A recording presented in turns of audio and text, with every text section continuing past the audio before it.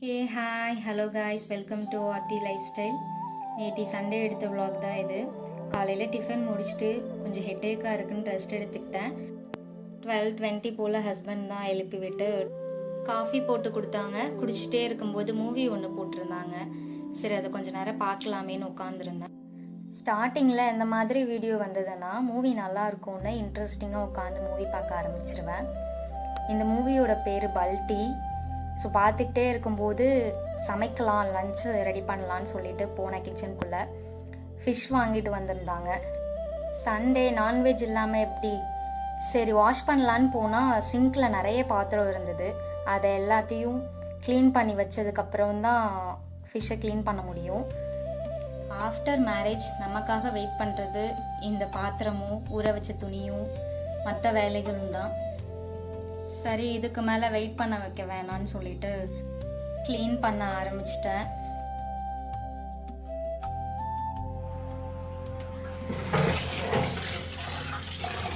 பாத்திரம்லாம் கழுவி முடிச்சதுக்கப்புறம் மீன் கழுவ ஸ்டார்ட் பண்ணிட்டேன். மீனெல்லாம் சரியாக கட் பண்ணியிருக்க மாட்டாங்க போல், 2-3 ஒட்டிகிட்டே இருந்தது. ரொம்ப நேரம் ஆயிடுச்சு அந்த மீன் கழுவவே. ஒரு வழியாக மீனை கழுவிட்டு குழம்புக்கு தனியாக, ஃப்ரைக்கு தனியாக எடுத்து வச்சிட்டேன். நான் ஃப்ரை பண்ணுறதுக்கு மிளகாத்தூள், மீன் வறுவல் மசாலா, இஞ்சி பூண்டு இருந்தால் சேர்த்துப்பேன். அப்படி இல்லைன்னா உப்பு, சோம்பு, கொஞ்சம் வெங்காயம் இதை இடித்து சேர்த்துப்பேன். எனக்கு அந்த சோம்பும் வெங்காயமும் இடித்த ஸ்மெல்லு எனக்கு ரொம்ப பிடிக்கும். இந்த ரெசிபியை மாமியார் தான் சொல்லி கொடுத்தாங்க. அவங்களோட மீன் குழம்பும் மீன் வறுக்கிற விதமும் செம்மையாக இருக்கும். அம்மா வீட்டில் இருக்கும்போது எனக்கு நான்வெஜ் சுத்தமாக சமைக்க தெரியாது. ஆனால் இங்கே வந்ததுக்கப்புறம் தான் எப்படி நான்வெஜ் சமைக்கணும்னு ஓரளவு கற்றுக்கிட்டேன். பெருசாக சமைக்கலாம் எனக்கு தெரியாது, ஆனால் ஓரளவு சாப்பிட்ற மாதிரி பண்ணுவேன். ஃபஸ்ட்டு எண்ணெய் சட்டியை வச்சு அதில் எண்ணெய், வெந்தயம் போட்டு பொரிஞ்சதுக்கப்புறம் கறிவேப்பிலையும் வெங்காயமும் போட்டு வதக்கணும்.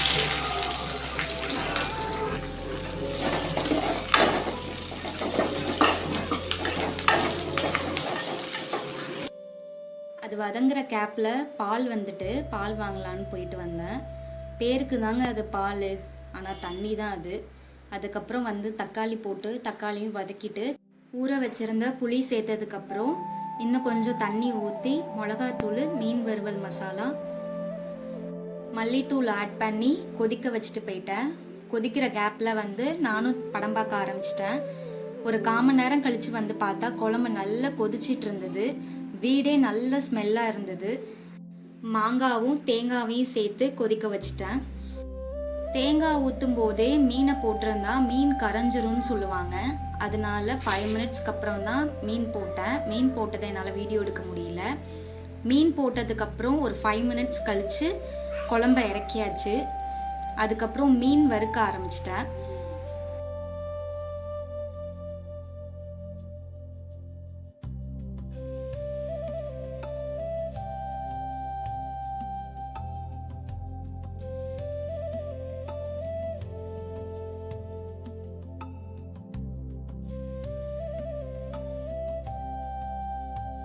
குக்கிங் ப்ராசஸ் முடிஞ்சோனையும் வீட்டில் இன்னும் கொஞ்சம் வேலை இருந்தது. அதெல்லாம் முடிச்சுட்டு சாப்பிட்லான்ட்டு இருந்தேன்.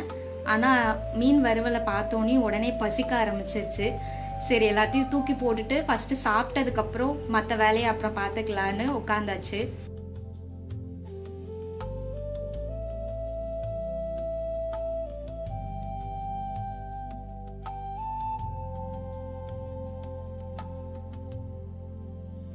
எல்லாத்தையும் எடுத்து வச்சதுக்கப்புறம் என்னோட பிளேட் பார்க்கவே அவ்வளோ அழகாக இருந்தது.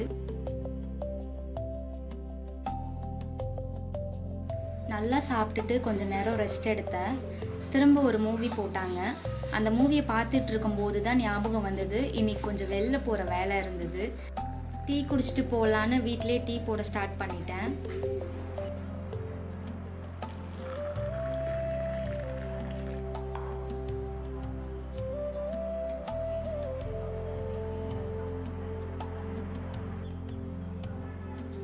டீ குடிச்சிட்டு கும்பகோணம் தான் போயிருந்தோம். ஹஸ்பண்டோட ஃப்ரெண்டுக்கு குழந்தை பிறந்திருக்கு. அதனால குழந்தைய பார்த்துட்டு வரலான்னு தான் போயிருந்தோம். பேபியை பார்க்க போகிறோம். வெறும் கையோடையா போகிறது? ட்ரெஸ் எடுத்துகிட்டு போகலான்னு முத்துசாமி மூப்பனார் கடைக்கு தான் போயிருந்தேன். குழந்தைக்கு 4 செட்டு ட்ரெஸ் எடுத்துக்கிட்டு எனக்கு ஒரு saree எடுத்தேன். அந்த saree வந்து கோல்டன் கலரில் ப்ளைனாக இருக்கும். அந்த saree வந்த புதுசில் செம்ம ட்ரெண்டிங்காக போயிட்டு இருந்தது. நான் ஒரு ஷாப்பில் அந்த saree எவ்வளோன்னு கேட்கும்போது 700 சம்திங் இருந்தது. ஆனால் இந்த ஷாப்பில் 560 தான். ரெண்டையும் சேர்த்து பில் போட்டாச்சு. இந்த வீடியோ பார்க்குற உங்ககிட்ட யார்கிட்டையாவது இந்த saree இருந்தால் என்ன ப்ரைஸ்க்கு வாங்குனீங்கன்னு கமெண்ட் பண்ணுங்கள். என்னோட டே நேற்று இப்படி தான் போணுச்சு. இந்த மாதிரி vlogs பிடிச்சிருந்தா ஆர்த்தி லைஃப் ஸ்டைல் சேனலை சப்ஸ்கிரைப் பண்ணி என்னை ஃபாலோ பண்ணுங்கள். Thank you guys.